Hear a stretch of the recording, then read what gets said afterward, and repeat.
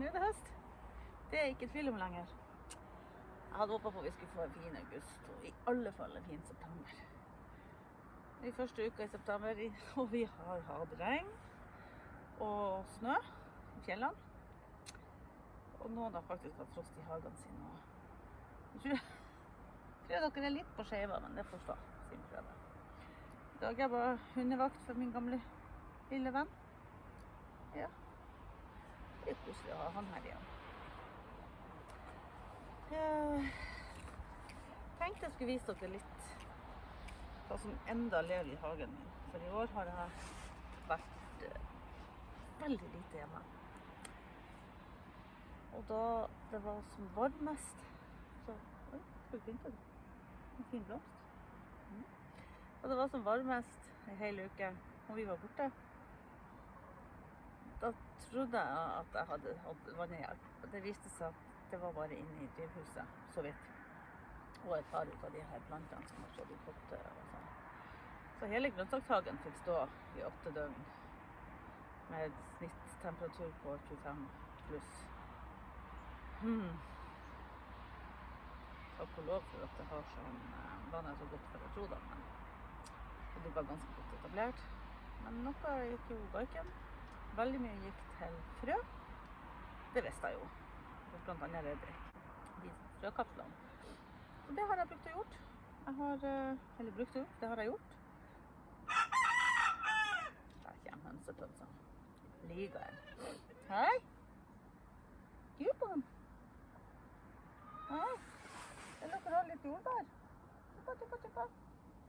Nei, jeg klarer ikke å komme hit med noe. Jeg har glemt hvor snill han er. Jeg har hatt en annen hund her i sommer, og han gjorde litt utfall. Stakkars Halvtor.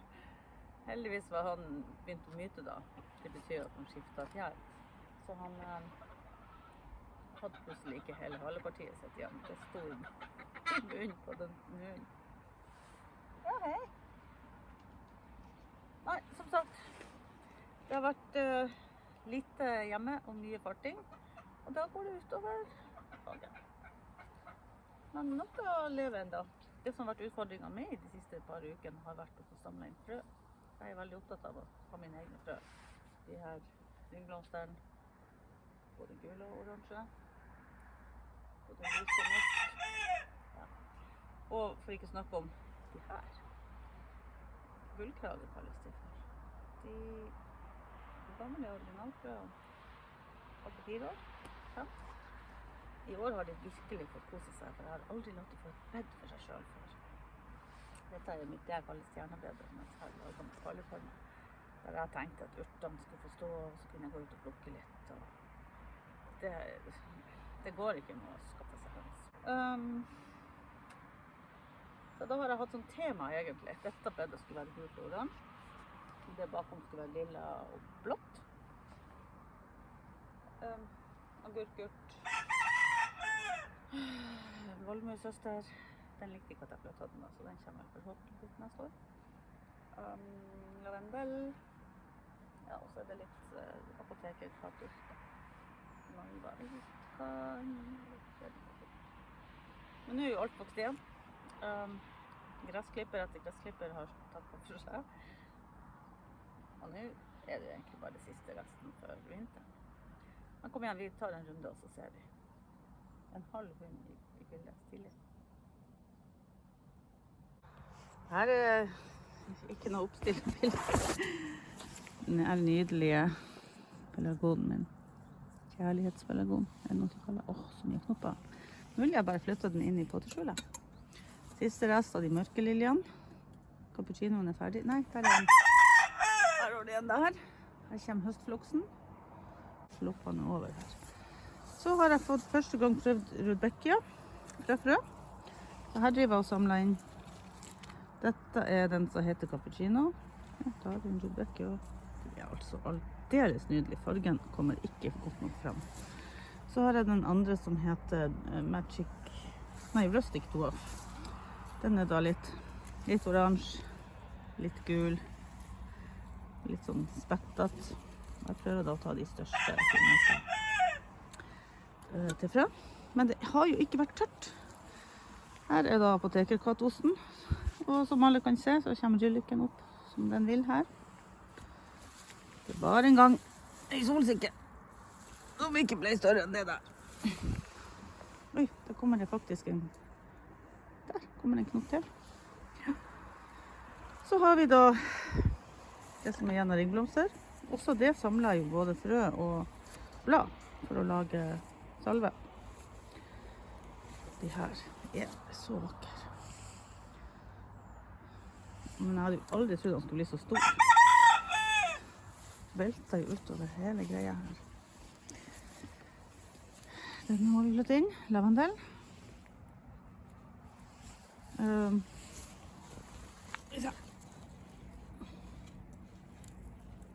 Her er da, for de som ikke vet, her, oi, den er ferdig nå. Den skal vi ta ferdig prøve.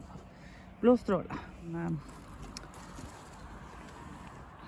Frøkapslene heter det vel.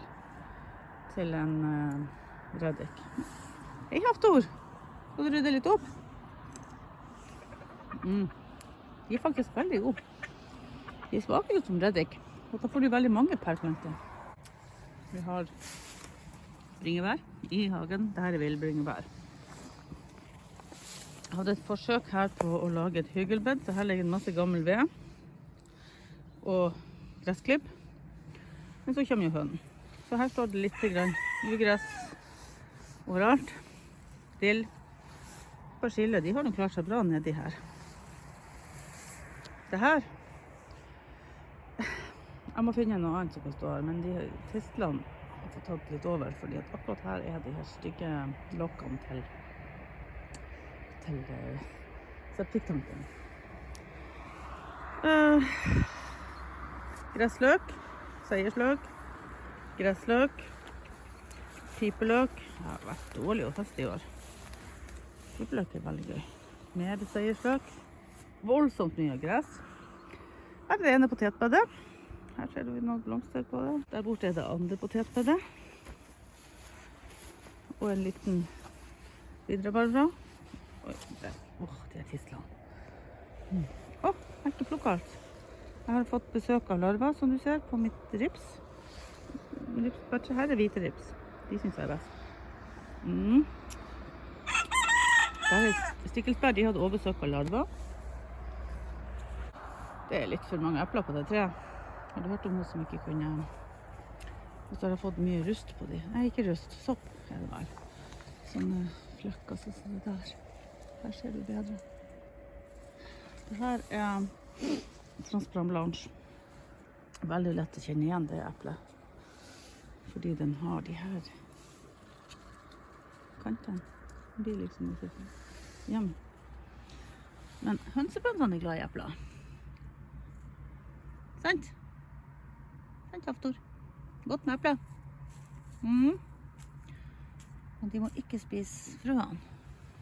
For de inneholder jo cyanid. De er blåsyre. Ja. Dette epletreet skal være... Alle sier Søvstaholm, men Søvstaholm ser ikke sånn ut. Jeg har sett flere Søvstaholm.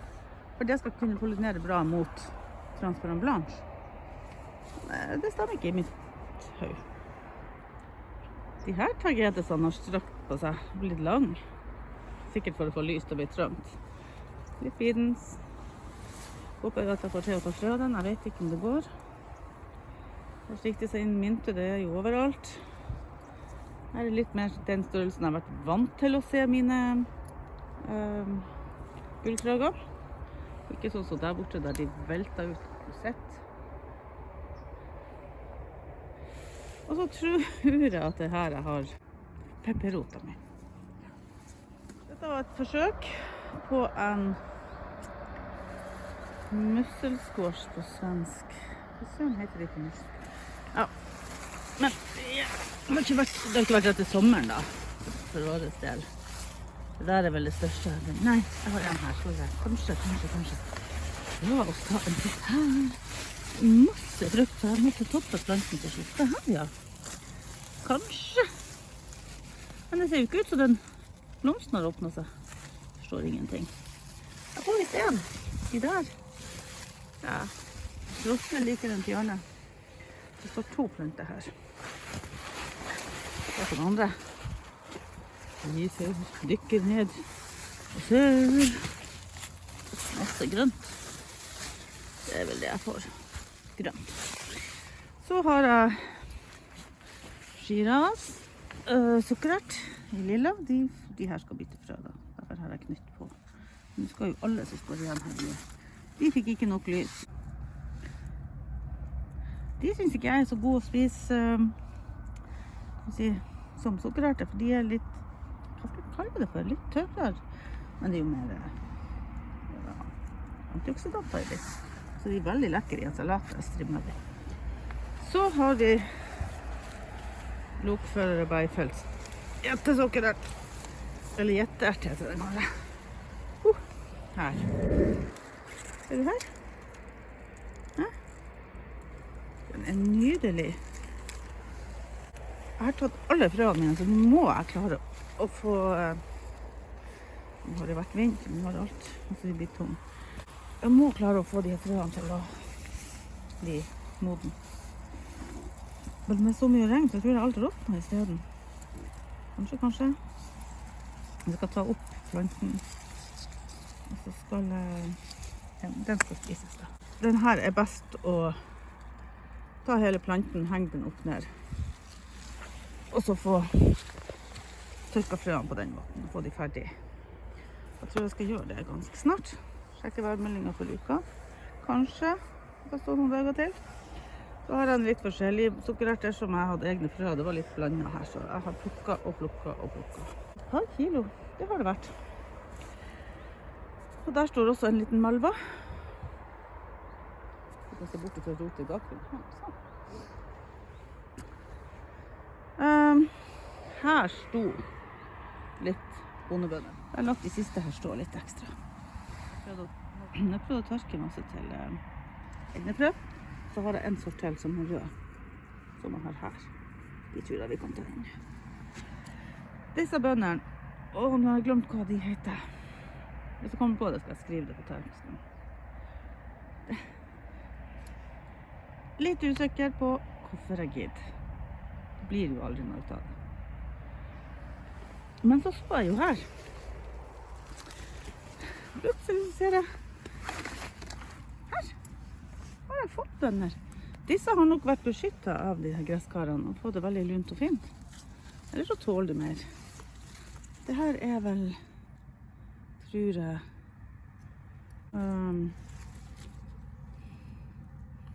det har jeg også glemt nå. Her sto hvitløken.